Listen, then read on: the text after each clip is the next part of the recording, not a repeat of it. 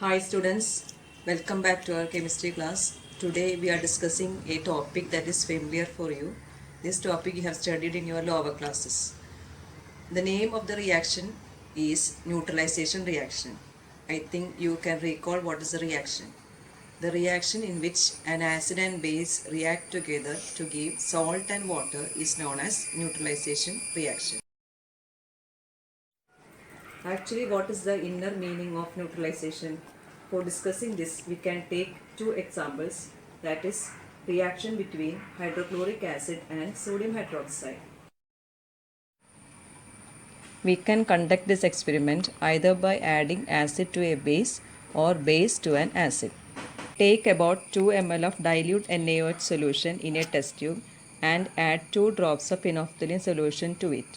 As we all know, when we add phenolphthalein solution to a basic solution, the color will change to pink, and to the solution we have to add hydrochloric acid drop by drop and observe the change happening in the apparatus.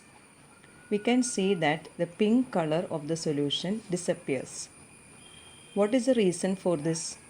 That is, here we have added acid to base.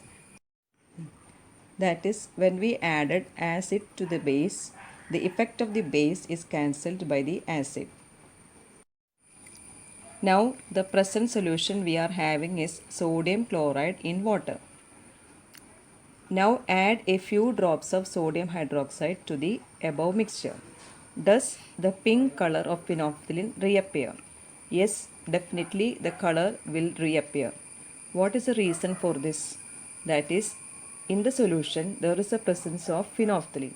When we added sodium hydroxide to the solution, the pink color again reappears. To the above pink color solution, if again we are adding hydrochloric acid drop by drop, what will happen? Definitely we can say that the pink color disappears. And we understood that the reason is acid neutralized the property of base.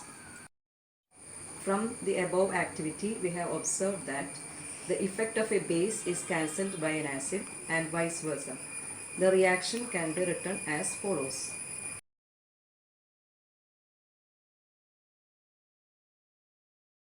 So students, what is the conclusion of the activity?